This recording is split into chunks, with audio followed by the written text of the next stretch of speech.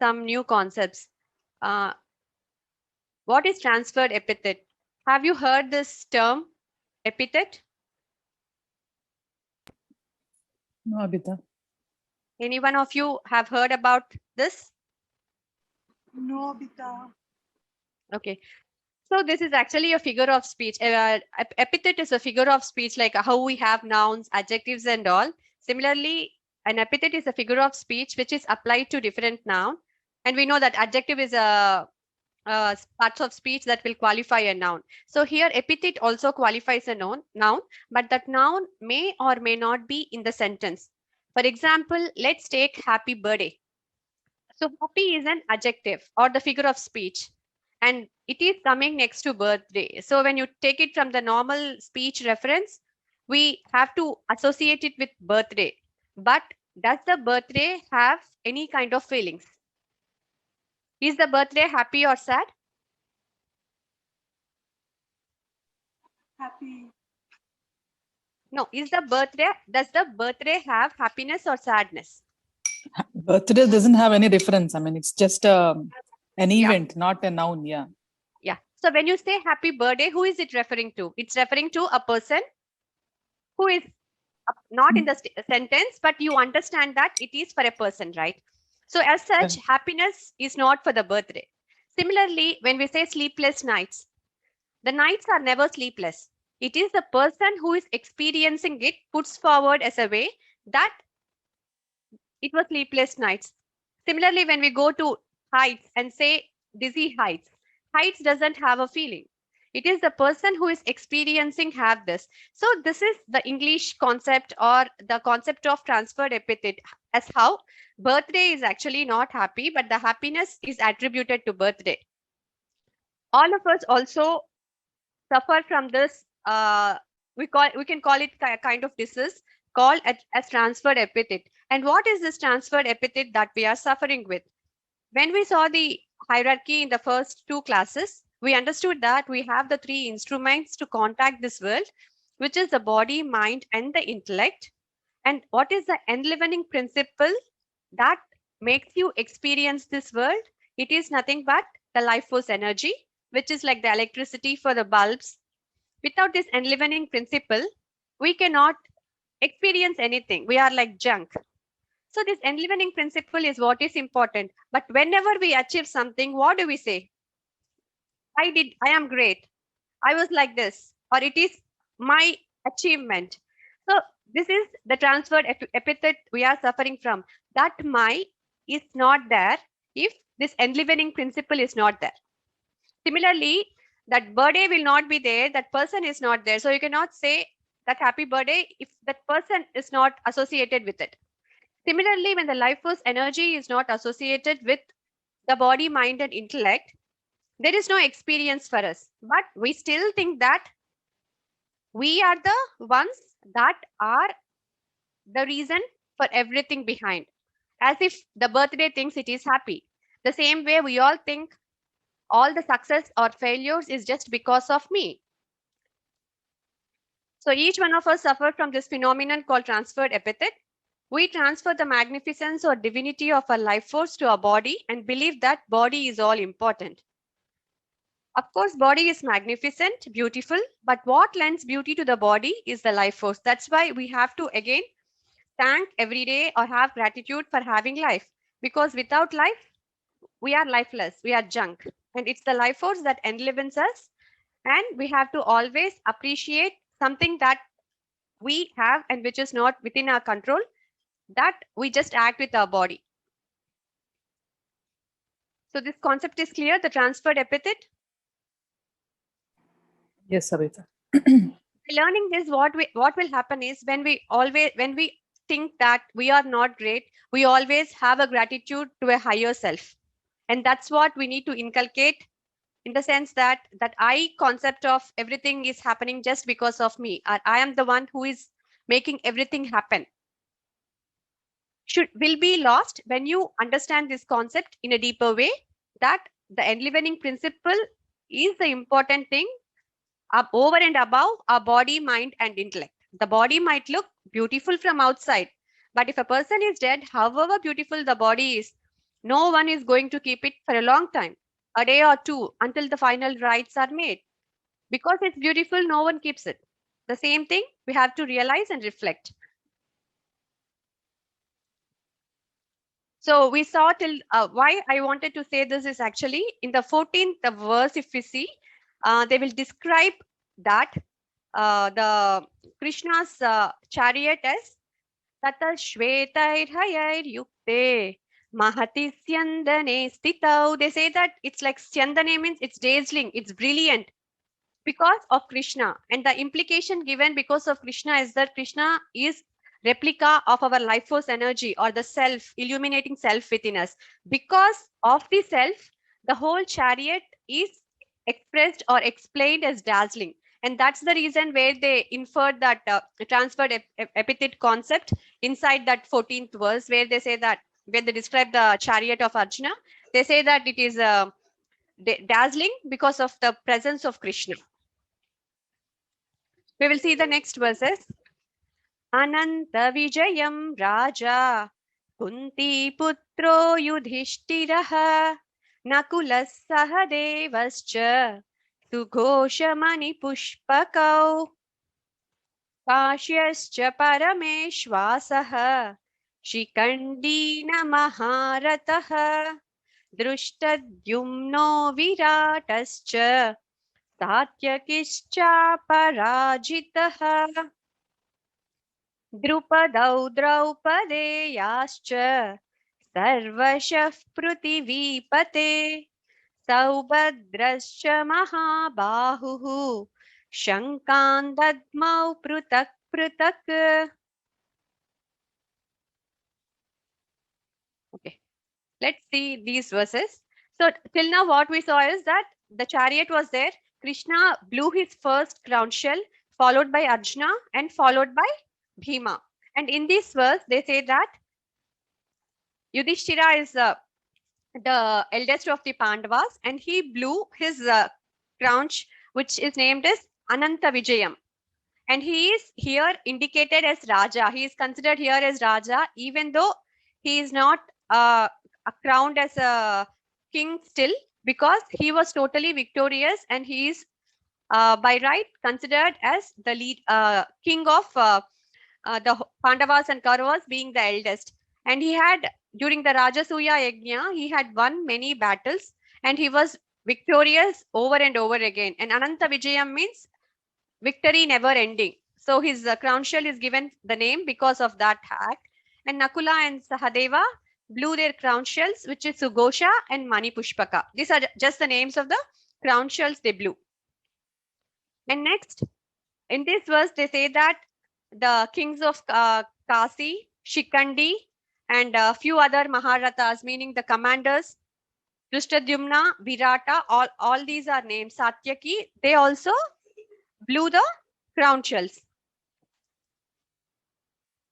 Drupada, again, these are all just the names of the people who blew the crown shells. Drupada and also the sons of Draupadi. Sarvashaha means and everyone started to blow their crown shells. Prutak Prutak means like subsequently one after the other, they all started to blow their crown shells. So here there is nothing much of an explanation because these are just the names of the people who blew the crown shells and the significance of certain names, why it has come. So it's the Pandava side, everyone has blew their crown shells. But if you see on the Kaurava side of the description, first Bhishma Pitamaha blows his crown shell.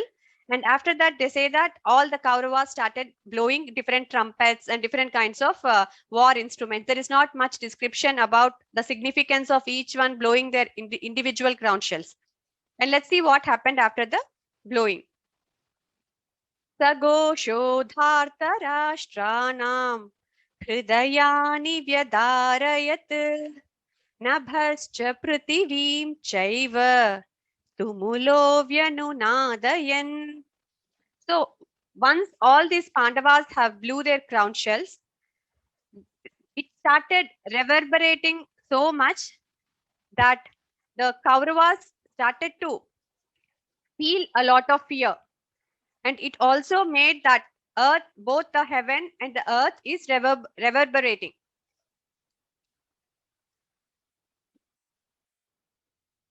From the Pandavas, when they blew the crown shells, the description is that it struck the hearts of Kauravas and warriors of the other side with fear. That's what it's mentioned in this shloka. Sagosho Darta Rastranam Hrudayani Vyadarayat, meaning that their hearts were, they were scared and their hearts were actually filled with fear. And at the same time, the earth and the sky both were reverberating. And when the Kauravas blew, they did not have any disheartening effect on Pandavas from the description. And why do you think it is so?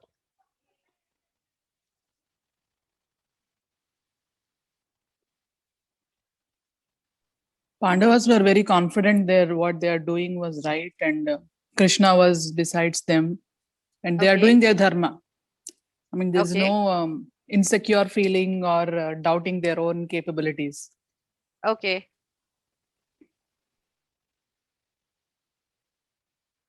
Because Pandavas were righteous, Kauravas were unrighteous from the start. And this is an example or a way to tell that in the number of army, if you see, right, Pandavas have only 7 Akshakonis and Kauravas had around 10 to 11 Akshakonis. Even though it's small in number, if it is righteousness, if both of them confront with each other, even though the unrighteous or the negative qualities or the negative side is large in number, when the negative confronts with the positive always tends to impact the negative with its strength. So that's what is the unrighteous, though larger in number, are always mortally afraid of the righteous when confronted. The same happens between anything right or wrong. It doesn't matter with the number of the things. It's actually the strength that lies in the right things, any positive things. You can have 100 negative thoughts, but one strong positive thought can drive away all the negative thoughts in no time. Do you agree? Yes, Abhita. Yeah, absolutely. Okay. Any doubts still here?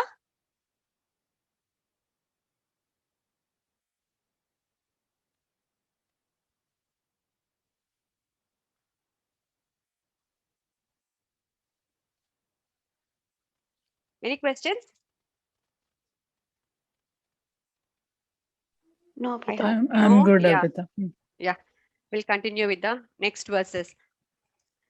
अतव्यवस्थितान् दृष्ट्वा धार्तराष्ट्रान् कपिध्वजः प्रवृत्ते शस्त्रसम्पाते धनुरुद्यम्य पाण्डवः ऋषिकेशं तदा वाक्यम् idamaha mahipate. Now, seeing all the people who are on the Dhritarashtra's party, the Kauravas and Kauravas army, they were all ready with their weapons to discharge their duties. And at the same time, what did Arjuna do?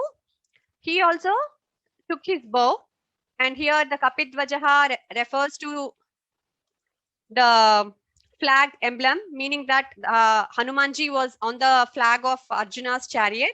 So that's why his chariot is referred to as Kapidvajaha, which is the monkey head, the flag envisioned by Lord Hanumanji. And when all these people were standing there and displaying their intention to fight, Arjuna also, the son of Pandu, he also took up his bow and said these words to Krishna. The statement here ends that he took his bow and arrow and he talked something to Krishna. And what he talked will come in the next verses. And here Rishikesha is Krishna.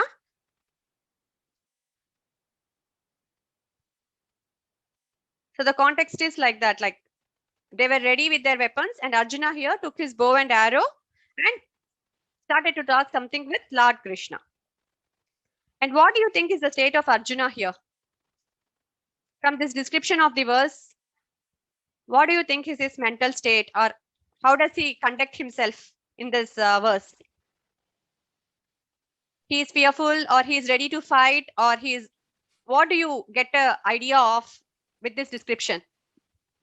Yeah, he's feeling sad to fight against his own, relatives No, like I'm brothers, just grandpa. asking in this sentence, the sadness will come in the coming verses where he actually Okay, expressed. We'll go verse by verse and see okay. where actually things went wrong. The thing that we are going to do here is analyze the mental state in each verse, because the mental state has changed in between. And what is the reason for the change of mental state is what we are going to analyze. In Okay. this shloka, just take this shloka plainly. The explanation being, seeing the people of Dhritarashtra's party standing arrayed and the discharge of weapons about to begin, Arjuna, the son of Pandu, who ensign was a monkey, took up his bow and said these words to Krishna. So this is the sentence. You forget about the whole story. And by just reading this, what do you think is the state of Arjuna? He is now ready to fight. He is He's now ready to raising fight. his arrow. Yes. So Arjuna observed the Kaurava forces ready to fight with weapons to start the battle. So he poised himself to the battle. He picked up his bow and arrow and started speaking with his charioteer, who is none other than Lord Krishna. So here we see that Arjuna is perfectly conscious of his obligations, both as a Kshatriya and as a leader, because he is the technical leader. And he is also a Kshatriya who is deemed to fight. We see that he is bringing out his duty, or he is ready to perform his duty in this verse. Then we will see what happened. Arjuna uvacha तेनयोरुभयोर्मध्ये रथं स्थापय मेच्युत यावदेतान् निरीक्षेऽहं योद्धुकामानवस्थितान् कैर्मया सह योद्धव्यम् अस्मिन् रणसमुद्यमे. So Arjuna is speaking. Uvacha in Sanskrit means to talk. So Arjuna is talking the below statements. Senayor Ubayor Madhye Ratam Stapaya Mechuta. So he is telling Krishna in the context of a charioteer, you take this chariot. Sena is the people who are fighting, the army. Ubaya is both. So Ubayo Madhya, so in the middle of the battlefield, you take the chariot in the middle of the battlefield and stop it there. And what he wants to do, he wants to stay there and want to see who all are eager to fight this battle. He says, then I may behold those who stand here desirous of fighting, and on the eve of the battle, let me know with whom he should fight. So he wants just to view with whom and all he is going to fight. So he just instructs Krishna to take the chariot and take it and stop it in the middle of the battle, exactly in the middle of the battlefield. That's what means Senayor Ruphayor Madhya means exactly in the middle of the battlefield. Radham Stapaya Mechuta. Achyuta is Lord Krishna. So you take the chariot and go and stop it in the middle of the, exactly in the middle of the battlefield. And here the thing that we understand or we can correlate with regards to our life is that, okay, we will first analyze the Arjuna's thing. So even in this word, what is the mental state of Arjuna? These three we actually saw. He picked up his bow and arrow and started speaking with his charioteer. Until that state, he was ready to fight. Even now, he instructs Krishna to stop the chariot in the middle of the battlefield.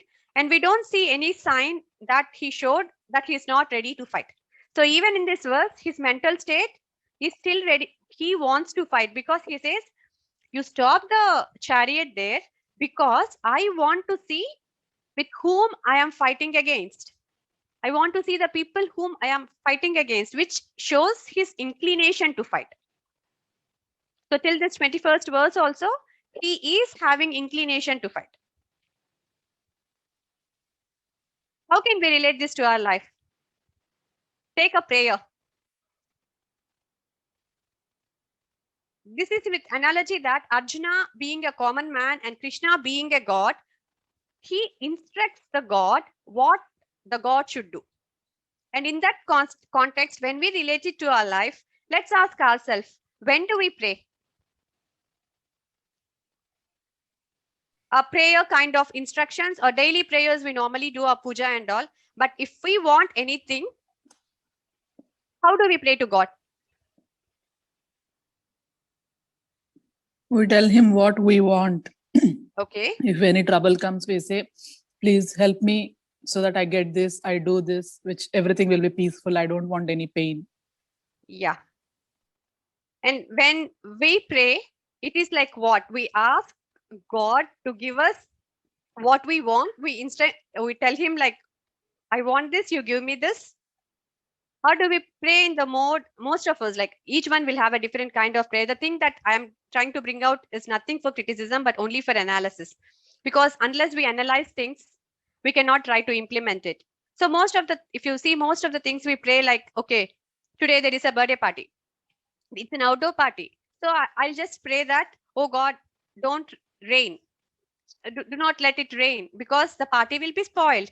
I am selfish in the sense that my prayer is addressed to the God only for my personal intent. And that rain might be important to a farmer who has sown the seeds in the land where he will be praying for rain or where the rain is important. But my prayer to the God is not to have the rain. Similarly, when you have to catch a train, you started late, then you immediately think, I wish that the train comes a bit late so that I'll be able to catch the train. We wish that the train should come late because we have to catch the train. There could be a lot of passengers in the train who might be rushing for an urgency. And if the train delays, it is an impact to them. So whenever we pray, we normally try to bring about a contractual relationship with the God and instruct him what we want, the way we feel happy, and to help us with the things that makes us happy. We want God to actually do things as per our wishes and desires. Is it okay, or do you have any other views? This is the open forum, so if you don't agree with me, there is nothing. The thing here is nothing to agree or disagree. It's just an analysis. We agree. I agree, Abhita. Most of the time we do this. Yeah, if you have any We kind of request opinion, what we want, and then many times we'll say, okay, you do this, I will do this. Something also. yeah. So it's always like we try to draw some kind of contractual relationship with the God. You help me with this, I offer you this. Or if you make this, I will offer you that. It might be a belief or it could be anything, but we never go beyond and think that in fulfilling my prayer, is anyone else getting affected? And God is a knowledgeable person who actually sees and make things happen in the justice for everyone. So if you pray and some things are not happening, it is always for our good because he knows that something is better to us. And that's what we say. When you pray and you don't still get, there is something better for you. And sometimes if you think that this prayer should be answered, and if God gives us what we wished, sometimes after getting that wish fulfilled also, we might get into a lot of troubles. So better than us, God knows, or supreme power knows what is better to us and how to deal with the situations that we enter into. But when you order God, in the sense here Arjuna is ordering Krishna to take the chariot and place it in the middle of the battlefield. In the same way, when we start to expect God to be a person who acts in terms of our whims or in terms of our desires, it might not always be a right thing. And that's why, like, even I was in this mode, but after reading this, I think 5 years back when I read this first chapter and understood all these things, I started my prayer to be a universal prayer, in the sense that I just pray, and not a result oriented prayer. It's a prayer for good, but I am in the state of accepting the result whatever it happens.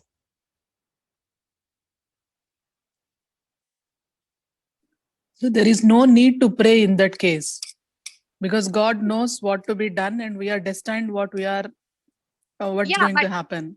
But the feeling is what gives you peace. See, if that is the thing, no one will have that emotional flux in your body, right?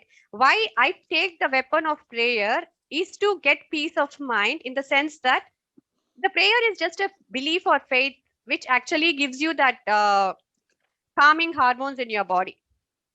Actually, if you are of the state without any emotional crash, it's perfectly fine. There's actually no need to pray, because you just do your duties and things will happen as per you. But why do we get Hmm. into these modes of emotional flux? Okay. Just to comfort ourselves for some time. See, Just when as we a say reference. pray, yeah, even I used to pray every time. It used to be like that. Okay, I want this, I want that.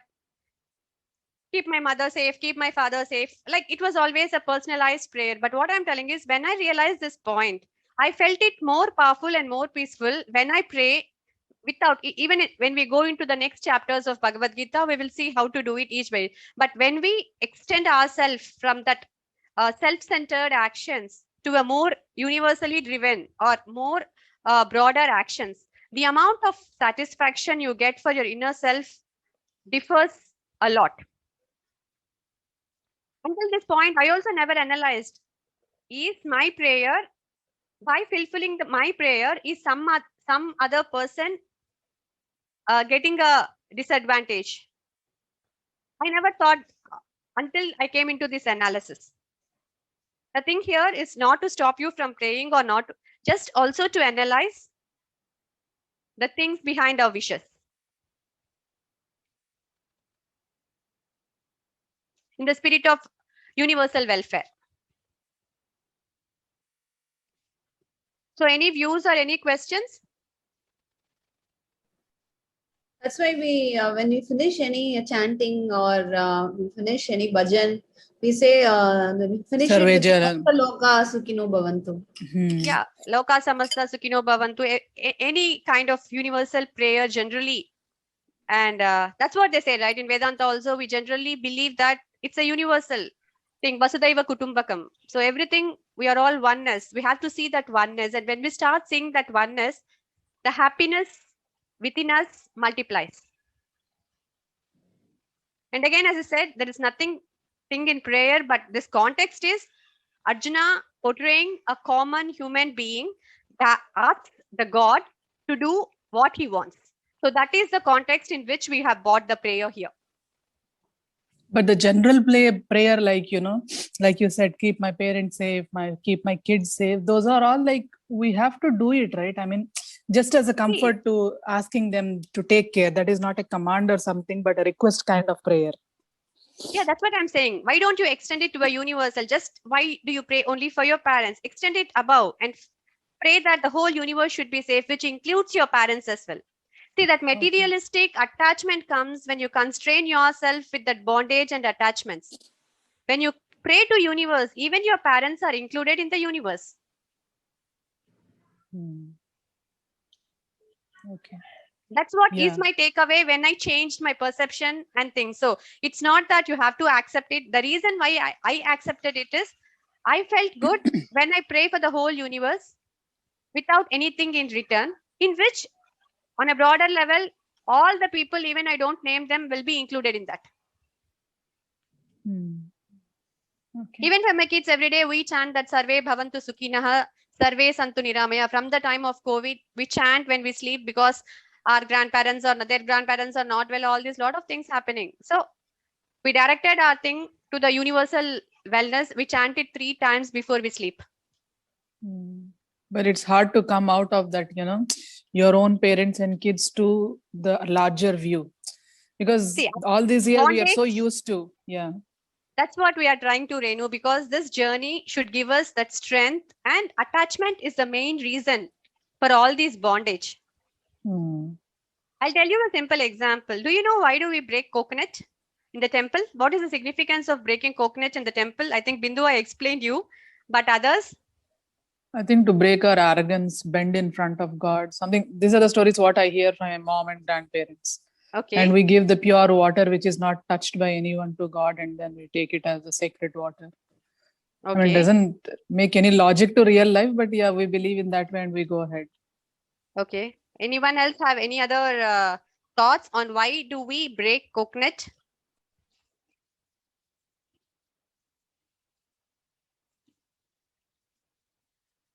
In one of the books of Vedanta, I studied, that's from again Dr. Parthasarathhi's thing. So he explains the symbolism of most of the Hindu rituals. And one of the important thing, or one of the thing that made me very interested was this coconut part. When we see our life, right? When we see why we were born, we say that we had the prarabdham or the karmas, like we had unmanifested desires. That's the reason of birth. So they say karana, there is a causal body which gave us birth. And without any causal body, we would not have born. So we have a causal body, then we have this a subtle body, which is the mind intellect, and we have this physical body.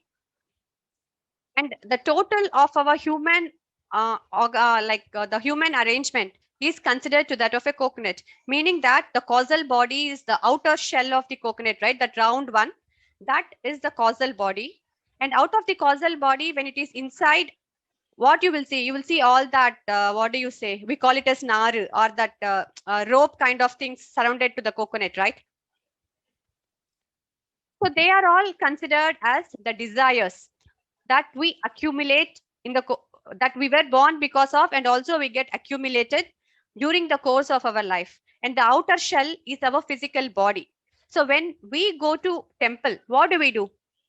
We break the outer shell, the physical body, meaning that the physical body, we just remove it.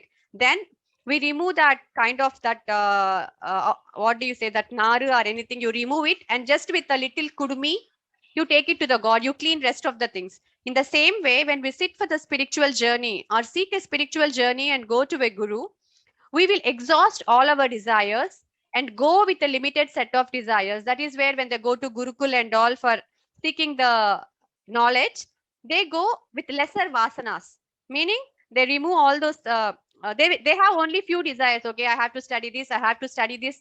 All those are desires. They go with limited desires. Then what happens when you give the coconut to the temple?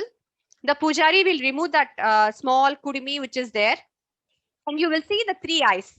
In the same way, the spiritual guru will give you the knowledge, and by removing all the vasanas or the desires you have, and because of removing that, what happens? You see three eyes in coconut. So the third eye signifies your enlightenment or realization.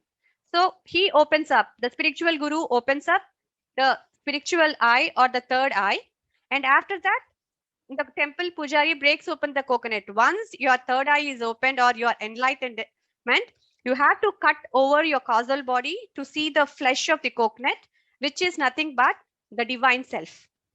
So that's how they had explained it. And I felt it very logical to go through the transition of the spiritual journey, where you have to, even in the third chapter of Bhagavad Gita, they'll say how you get liberation is when you exhaust all your vasanas, meaning that when you exhaust all your unmanifested desires, you will be able to go to a state of liberation where you will be free from birth and death.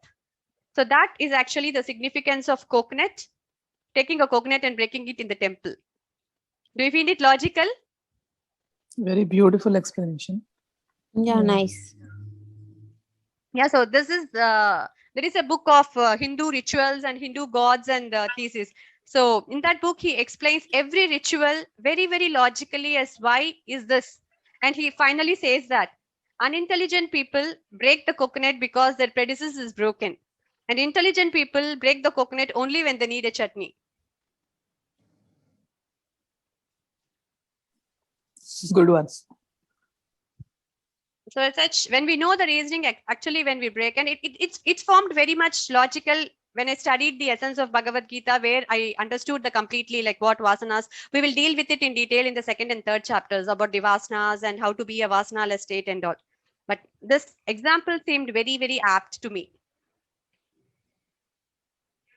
So we have to be cleaner in our physical body, like take away when we take, like remove the thing. It's not that we have to cut through our physical body. Physically be totally enlightened, then through your mind, our instruments are mind and intellect, that because you act physically, and your mind and intellect are the instruments which produces the desires. So when they are trained properly and they exhaust all the things, then we will open our eye or the self-realized state where we will be able to break through our causal body.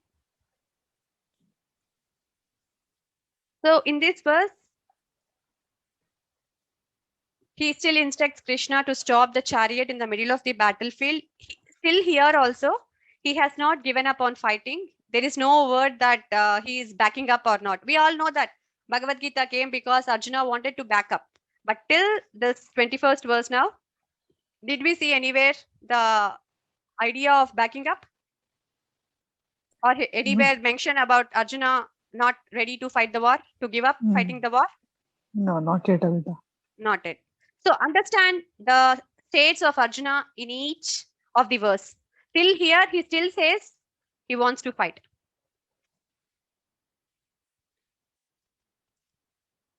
योत्समानानवेक्षेऽहं य एतेऽत्र समागतः धार्तराष्ट्रस्य दुर्बुद्धेः युद्धे प्रियचिकीर्षवः. So in this shloka, he tells that he wants to observe who have assembled to fight.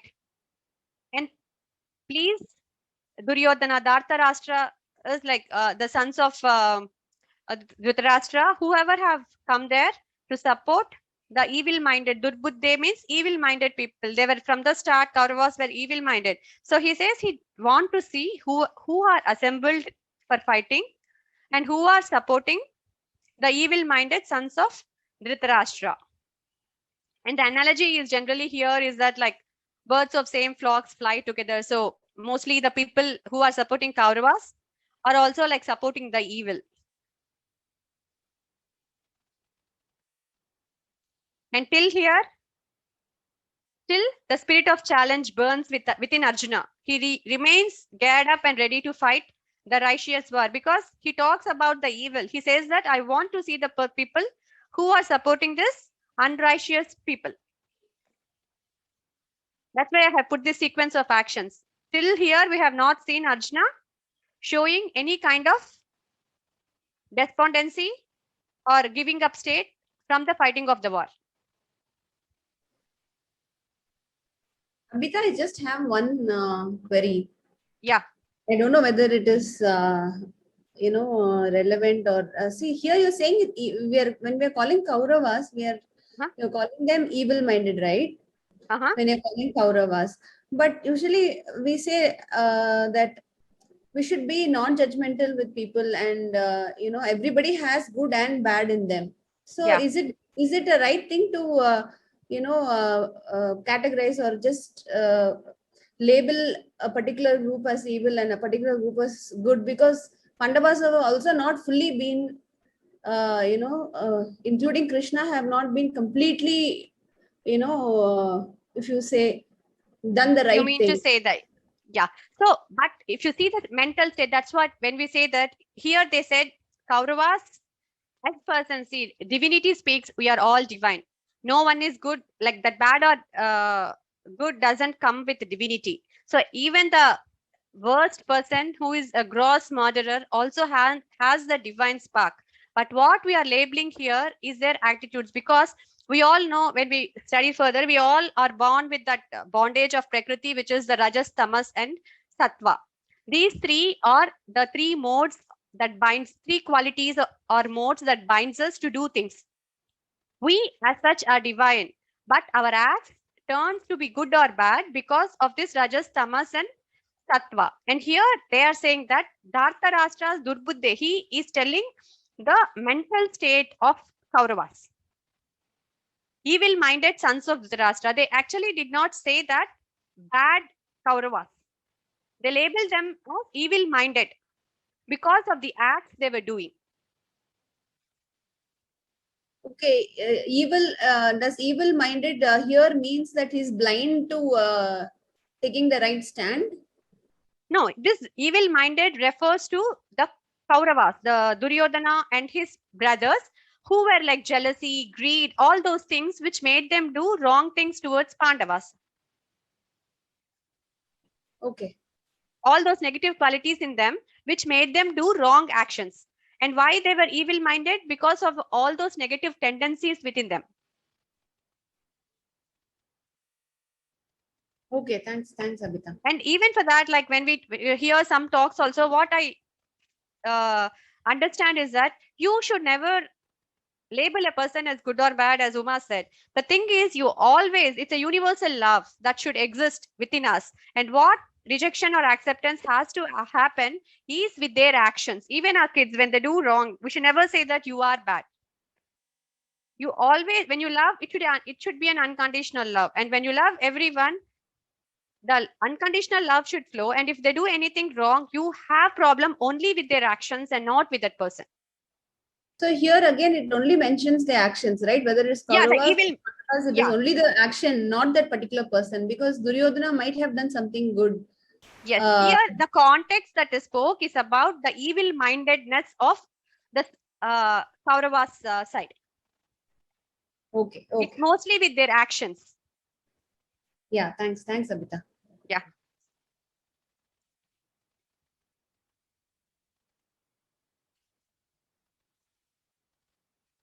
Sanjay uvacha एवमुक्तो हृषीकेशः गुडाकेशेन Bharat सेनयोरुभयोर्मध्ये स्थापयित्वा रथोत्तमम् भीष्मद्रोणप्रमुखतः सर्वेषां च महीक्षिताम् उवाच Partha पश्यैतान् समवेतान् कुरूनिति. So Sanjaya, till here, Arjuna was talking the 2 verses or 3 verses, and now here Sanjaya starts pitching in and speaking. So he says that Gudakesha is again Arjuna.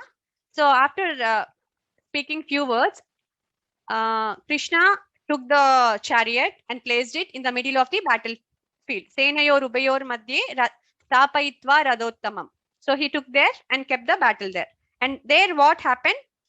Bhishma Drona Pramukataha. So the Bhishma and Drona were the main people who were brought here in this context. Sarve Shamcha Mahikshitam. So everyone were standing here. And when they were standing here, Uvacha is telling. So Krishna told to Arjuna, O Partha, behold the Kurus gathered together. He just said this word. He took them in front and said, Bhishma, Drona, everyone was standing there. And he said, look at those Kurus who are standing in front of you.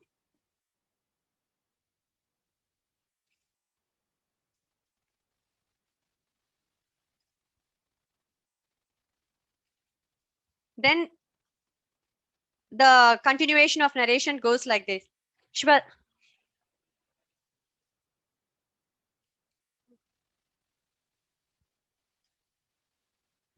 Tatra pashyat sthitan partha pitrunata pitamahan acharyan matula bhatrun putran pautran sakim statha. So standing there, what was Arjuna saying? When a person stands in the army, as a army, all the people should be seen as opponents. But here what he sees, he says there, Tatra Pashyat Sitan Partha. So Partha is standing there and he's seeing that his father-like people, his grandfather-like people, his teachers, his maternal uncles, brothers, sons, grandfriends. So the important thing here to see is that when you are a person who is fighting against anyone, being a Kshatriya, doing the thing, you should not bring emotions into play.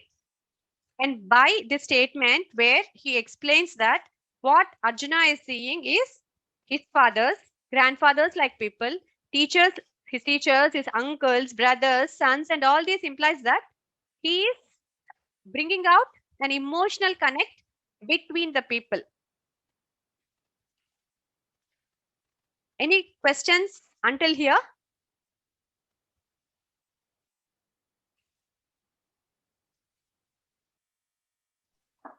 No, Abhita, good. So until here, Arjuna was totally ready to fight. He has no despondency. He was all geared up for the challenge.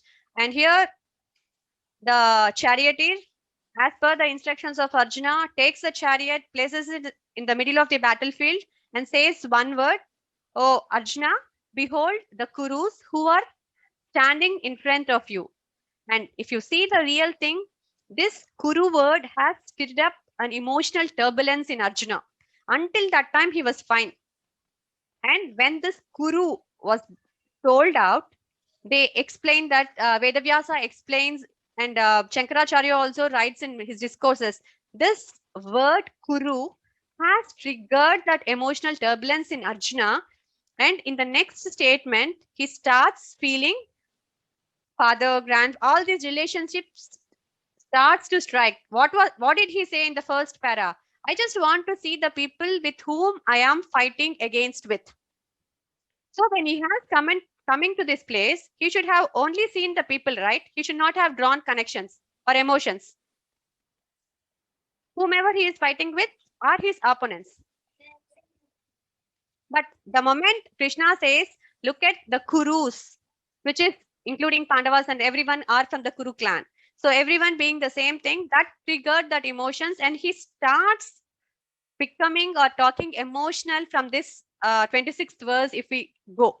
So until 25th verse, he was fine. And this Kuru word has triggered that emotion. And from 26th verse, we will see how he takes the conversations beyond.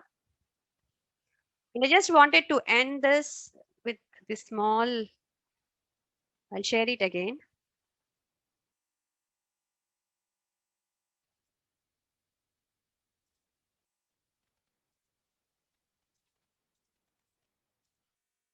With a small 3 minutes video.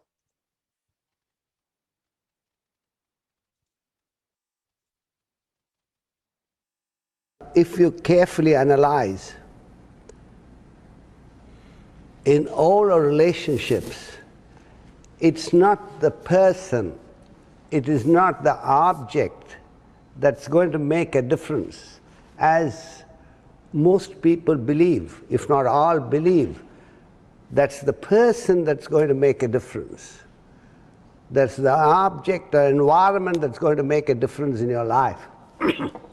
Now what we learn today, or should learn today, it's how we relate to the persons, how we relate to the object that really matters. Now friends, a person picks up a cigarette and smokes, he gets great pleasure out of it. Another person detests smoke, he can't stand smoke. Cigarette being the same produces pleasure to one, pain to another. Man goes to his lawyer to divorce his wife, and he wants to get it fast. Another person is desperately waiting to marry the same lady. The lady being the same produces joy to one, sorrow to another. Cigarette being the same produces pleasure to one, pain to another. I want you to think, is it the object, is it the being, or how you relate to it that matters? So if you know the art of relating to the world properly, you have no problems. But everybody believes, and that's why it takes a long time to set a relationship. The longer the time you take, the shorter seems to be the marriage. It's interesting. So, because you believe it's in the person, it's in the object. Now the whole exercise here is to find out what is the formula, so that you could relate to the world properly and not be disturbed. Now friends, the first thing we learn, nothing in the world can disturb you except yourself. You make yourself, you mar yourself. You are the architect of your fortune, you are the architect of your misfortune. If you carefully... Can we have the complete video? You're showing only 3 minutes, and what he wants to say. I also got only this 3 minutes video. His videos are too long, like 1 hour, 1 hour. I can share you the links if you want. Okay, what is his name? Sorry, I didn't get his name. A. Parthasarathi. A. Parthasarathi. I can type in the, chat, he's a living legend, They have a Vedantic Institute in Mumbai. They run a Vedantic Institute. And I feel his books or his things very much relatable, because it has a lot of logic which we can really relate to the day-to-day world. Even when he talks about anger, desires, he explained it in terms of physics. Okay. Yeah. So he has the books also. The book what you were Yeah, telling yeah. about Yeah, the coconut. about the Is it the theses. same Yeah, guy? yeah. Yeah, Mhm. same guy. Okay. Okay. I'll search. Yeah, it's good actually what he's explaining, because in relationships, regular relationships, especially the wife and husband, we see the same person. Suppose your husband is there, he is a pure joy for his parents or our kids. But when it comes to me, I get so angry. It's the same person. Yeah. So how to come out of it? Where how to feel, the same feeling what others are feeling. So he stopped there. Yeah. So this Bhagavad Gita, like when you go to the 3rd and 4th chapters, you'll get the formulas for this, how you should relate yourself to the world. What is that's what I said when we started off with the introduction of Bhagavad Gita, we learned relationship management. So when we give deep into the next chapters, right, we will be learning how. But I just Okay. put it so that we will just have that spark that, okay, Yeah. The we are thought will the be on. people, yeah, not others. We are the reason for our sadness, or we are the reason for our happiness. That's true. Yeah. So any Alright. others have any questions? Hope you are enjoying the classes. Yes, Abhita. Very nice, Abhita. Yeah. Yeah. Yeah, definitely.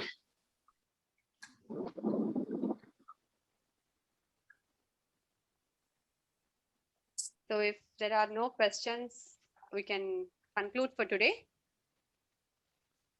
Purnamada Purnamidam Purnat Purnamudachyate Purnasya Purnamadaya Purnameva Vishishyate. Om Shanti Shanti Shanti. Loka Samasta Sukhino Bhavantu. Loka Samasta Sukhino Bhavantu.